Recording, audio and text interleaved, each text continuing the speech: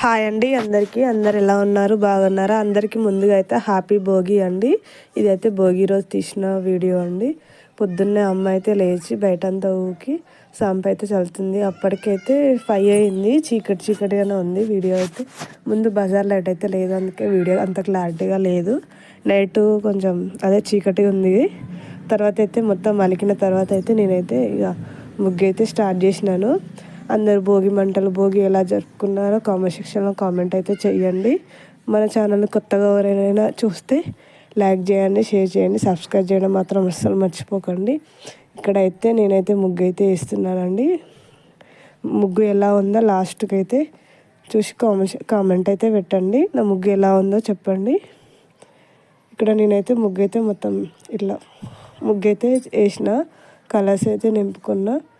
నైటే అదే 5కి అట్లా స్టార్ట్ చేసినా కానీ చిన్నపిల్లలు కదా కొంచెం ఇబ్బంది అవుతుందని ముందుగానే అయితే ముగ్గు అయితే వేసేసి తర్వాత నానైతే ఆవు పెండ, అది గరక, పిండి మొగ్గలు అయితే తెచ్చిండు.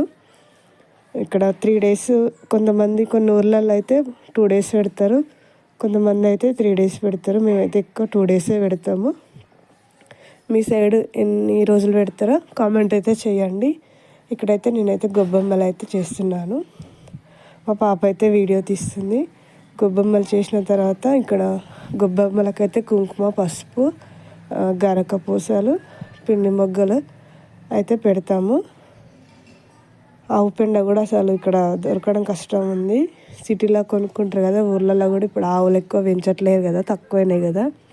ఆవు పెండ కూడా కొంచెమే తీసుకొచ్చి నానైతే వీటితోనే ఇలా గొబ్బెమ్మలు అయితే వేసి కుంకుమ, పసుపు అయితే పెట్టేసినాము.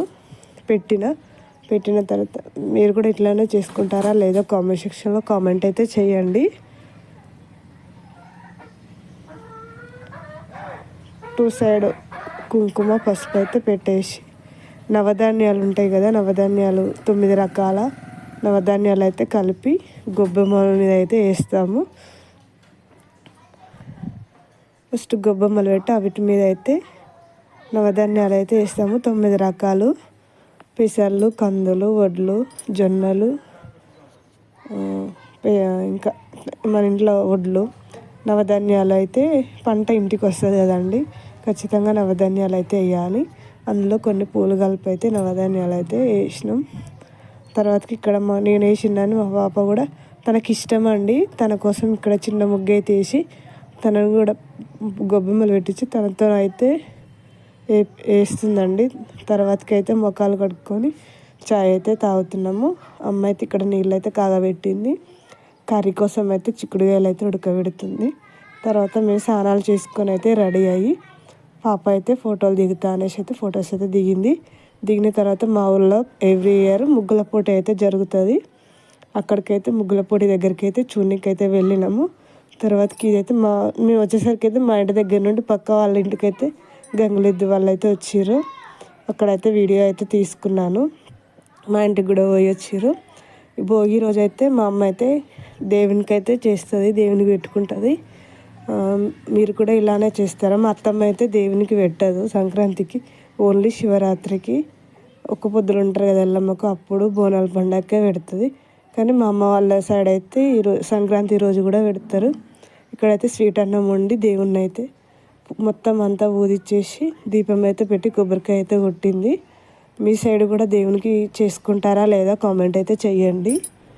తర్వాతకి దేవుడికి పెట్టినాక అందరం కలిసి అయితే చిక్కుడుకాయ కర్రీ, పచ్చిమిర్చి, టమాటా వేసి అయితే కర్రీ అయితే వండింది. అన్నం అయితే తినేసినాము. ఇదైతే సాయంత్రం 3కి అట్లా కొద్దిసేపు పడుకొని లేచి తర్వాత అయితే అరిసెలు చేయడానికి అయితే అమ్మ అయితే పిండి అయితే పట్టించుకొచ్చింది. బియ్యము మార్నింగే నానబెట్టింది 5కి అట్లా.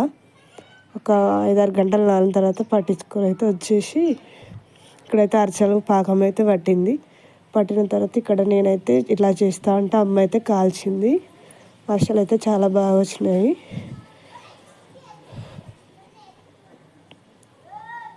ఈ అరిసెలు చేసేసరికి ఆల్మోస్ట్ 6 అయిందండి. ఇక వేరే ఏం చేయలేదు. అరిసెలు అయితే కంప్లీట్ అయితే అయినాయి. తర్వాత నైట్ పిల్లలు ఎగ్ కావాలి అంటే ఎగ్ కర్రీ, ఇంట్లో గుడ్లతో ఎగ్ కర్రీ అయితే ఉండింది. వీడియో నచ్చినట్టయితే లైక్ చేయండి, షేర్ చేయండి. ఈ ఎగ్స్ అయితే ఇంట్లో కోళ్ళు